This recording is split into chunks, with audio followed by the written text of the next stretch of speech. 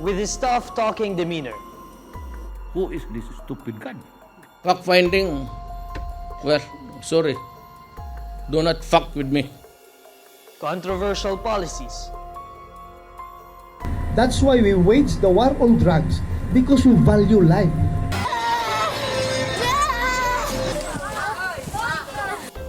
And current pressing issues concerning the country's foreign policy. Tanong sila, will you allow the Chinese to fish? Of course. Yan ang pinag-usapan namin noon, kaya tayo nag-uusap eh. It was a mutual agreement. Sige, bigayan tayo. Fish ka doon, fish ako dito.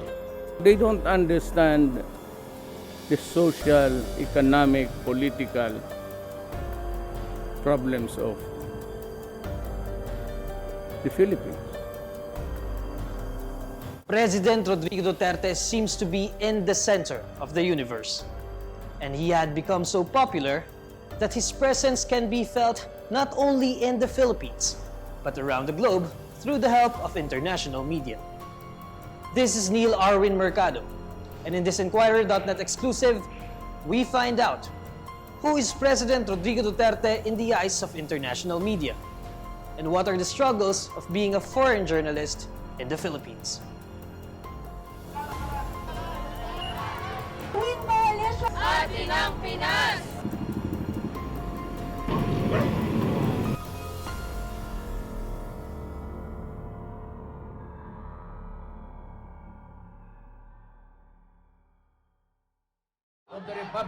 Even before Duterte rose to power from being Davao City's mayor to the country's president, he had been under the lens of the media.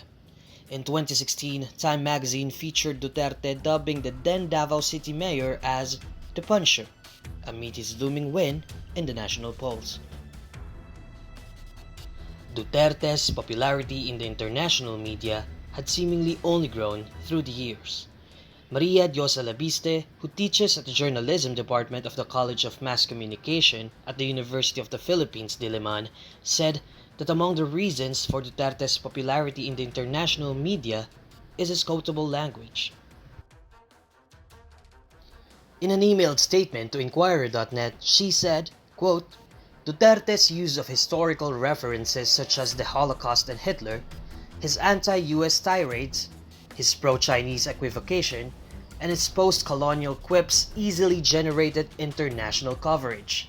Likewise, his regular inflammatory rants became international news because they are covered by the local media and amplified on social media. End quote. Hitler massacred 3 million Jews.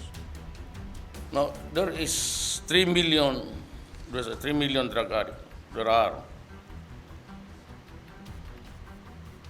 I'd be happy to slaughter them. For the palace, the president is someone who only speaks his mind and heart and speaks what the masses feel. Hindi sanay ang international media sa isang presidente, isang leader na who really speaks his mind and his heart.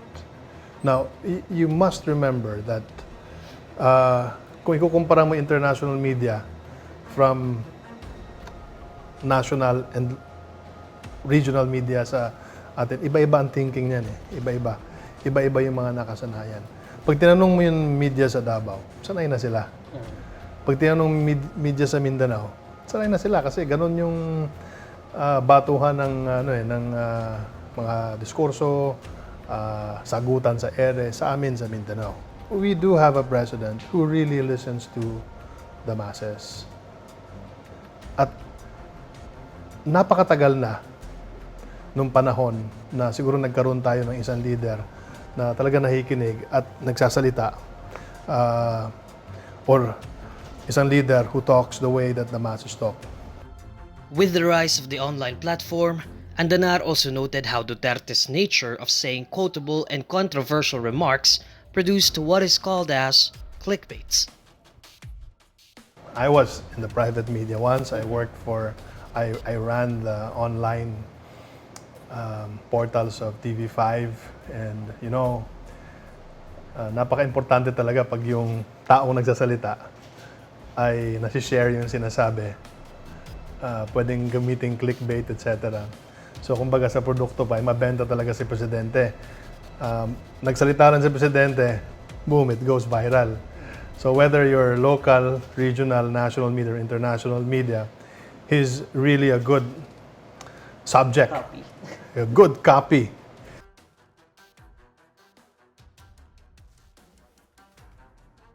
The international community had slammed Duterte's campaign, seeking to eradicate illegal drugs in the country. The campaign had resulted in thousands of deaths, as per the latest numbers from the Philippine National Police. The war on drugs does not work. The campaign has garnered the attention of the international community, leading to foreign journalists like Howard Johnson to cover the policy for the BBC News. I arrived in the Philippines in July 2017. I'd obviously read about what was happening with the drug war, but I wanted to see it firsthand. I wanted to meet the people who were involved and caught up with this drug policy and to judge for myself. I went along to the communities in Tondo and Santa Cruz in Manila to begin with, and I met family members who had lost loved ones through either shabu use or even marijuana use. They allege, in some instances, that the police killed their children. One parent I spoke with said that the child had been killed because he had admitted that he smoked marijuana and he'd gone on the drug list, and he assumed that he was safe because he'd surrendered. But 3 months later, his door was kicked in and he was shot in the living room. The mother alleged that the funeral parlor team was already waiting outside the house. So this woman was poor, had no real reason to lie about the death of her son, and the tears on her face and the way she cried relentlessly for half an hour told me a lot about the trauma and the misery people go through as a result of this policy. The palace, however, pointed out that the campaign had produced positive results, particularly the decline in the country's criminality rate, which are not highlighted in the media reports. Bumaba ang criminality ng halos 9%. From 520,000 noong 2017, 2018, mga 470,000.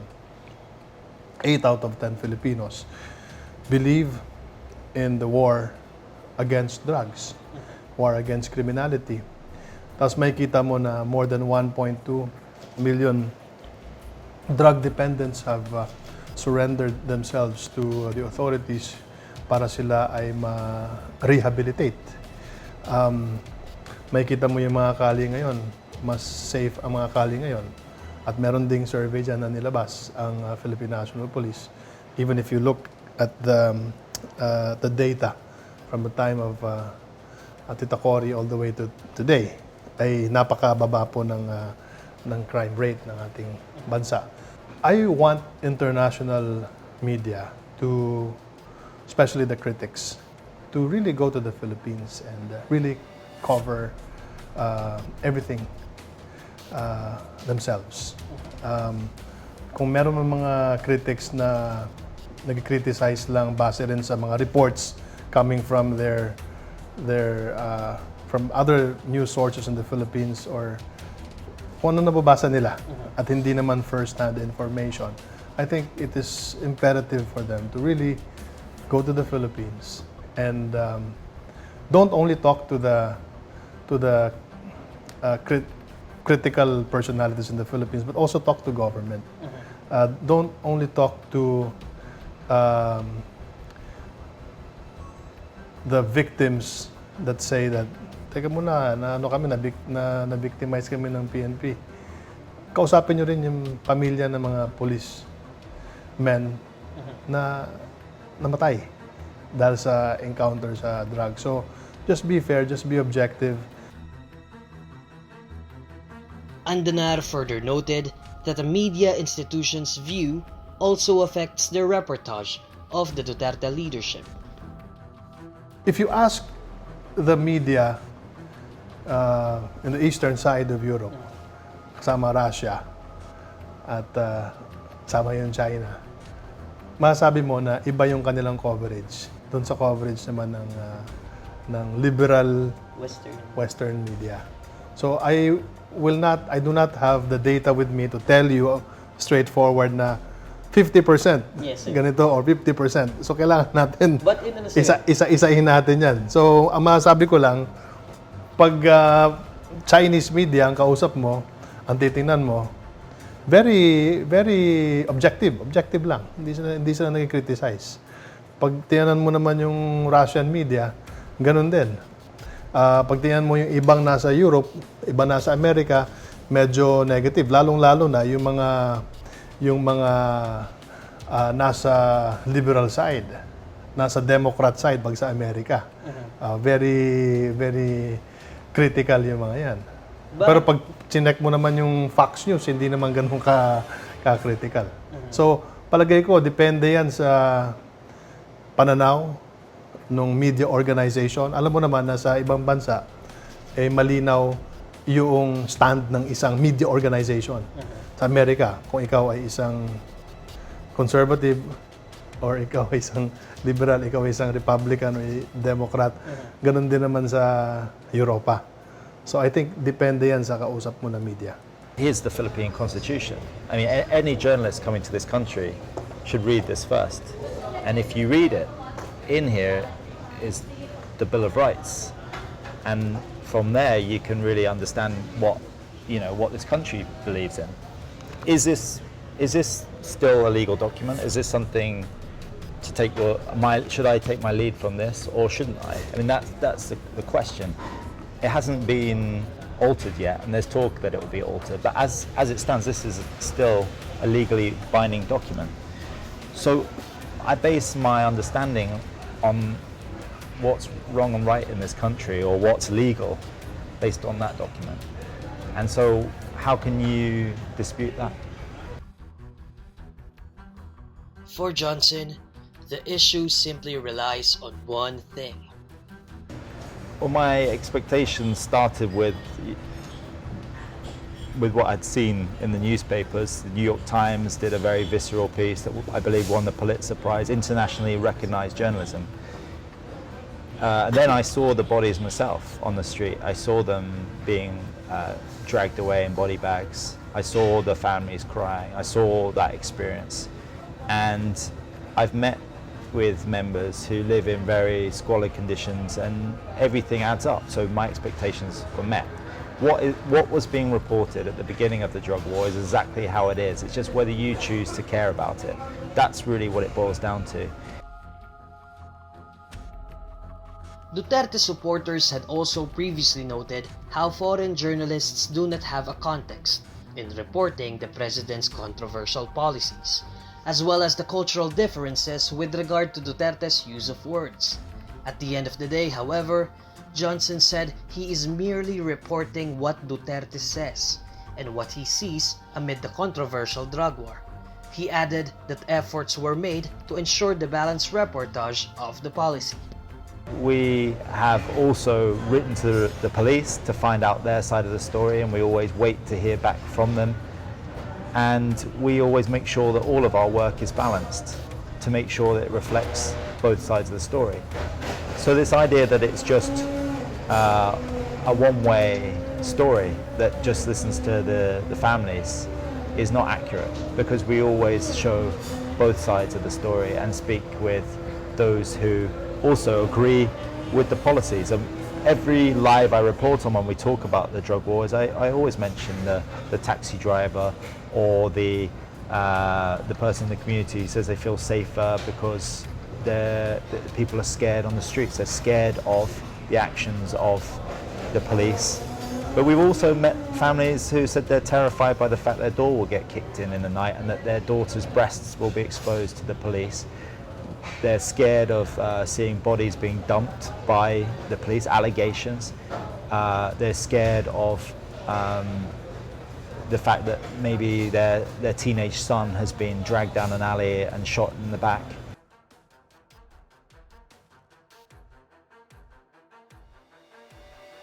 Duterte's popularity in the international media raised debates, whether it is the agent that makes the history or it is the history that makes the agent. For the palace, it is a mixture of both. Everything is timing, Neil. It came to a point when President Duterte became president that our importance in the global community multiplied 1,000-fold. Suddenly, the Philippines is in the center of the universe. Suddenly, the Philippines has become a very important country because of our proximity to China and because of our location in the West Philippine Sea, where majority of the trading ships that go to China to and fro pass through our sea lanes. It's very important. And we have two giant countries, the United States and China, competing against each other business-wise, trade-wise, and military-wise. And we are in the center of it. So the Philippines has become a very important country. Andanar said that it is not only Duterte as a person, which includes his tough-talking demeanor and controversial policies, that makes the Philippines a popular topic among the international media, as other external issues are also at play. Kahit na napakagaling mo na agent, kung hindi naman timing yung pagpasok mo bilang Pangulo, makakagawa kasi sikat ka, pero hindi kasi sikat ng ganon. Pero kung nagsabayan, you have, that's the ingredient for becoming very popular internationally.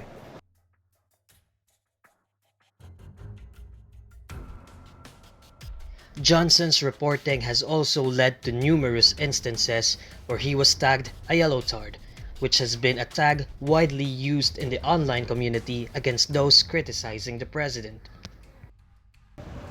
In my 15-year career at the BBC, this is the most threatening country I've worked in as far as receiving threats of violence, intimidation, all online. A few statements have been issued as well that weren't particularly nice to hear.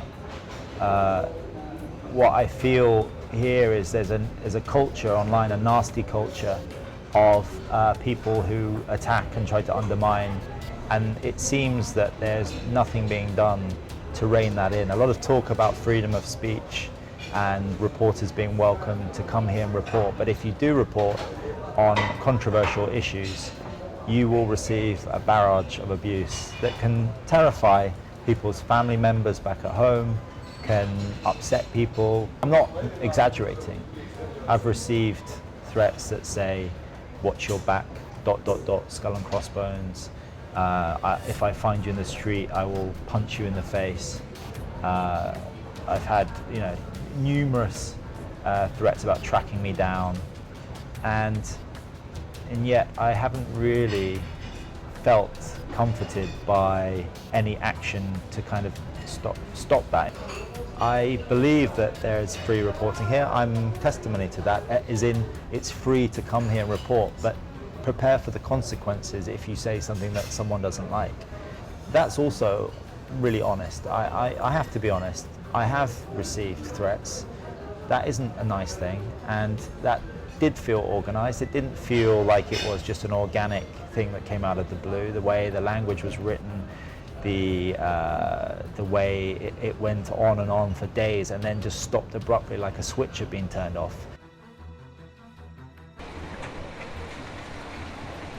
Regarding the protection of journalists in the country, local or foreign, Andanar assured that Duterte has concern for them with the signing of his first administrative order as the country's chief, the Administrative Order 1, which created the Presidential Task Force for Media Security.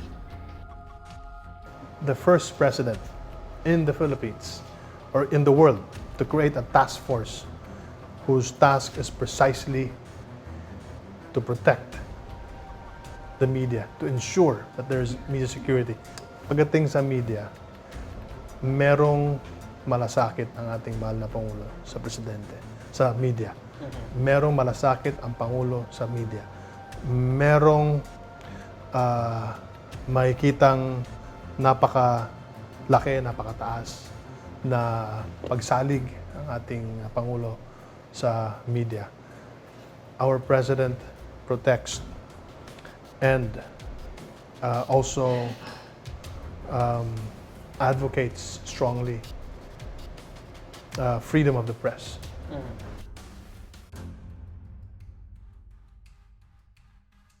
I have no interest in wealth. I don't have a car. I ride a push bike.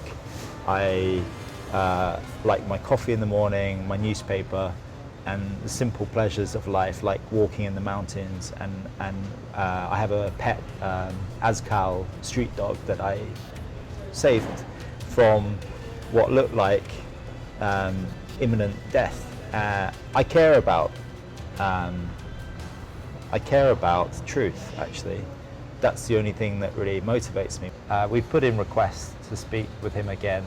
I'm sure the world would love to see more of the president and hear from his own voice, to hear what he has to say about the Philippines and his recent midterm election success. So really, we would love it if the president could grant us an interview so we could hear from him about really what's happening here in the Philippines.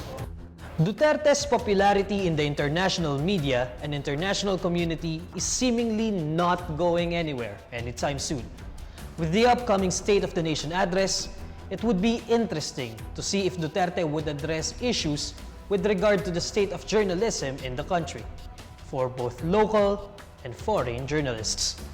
This is Neil Arwin Mercado for INQUIRER.net. Atin ang Pinas!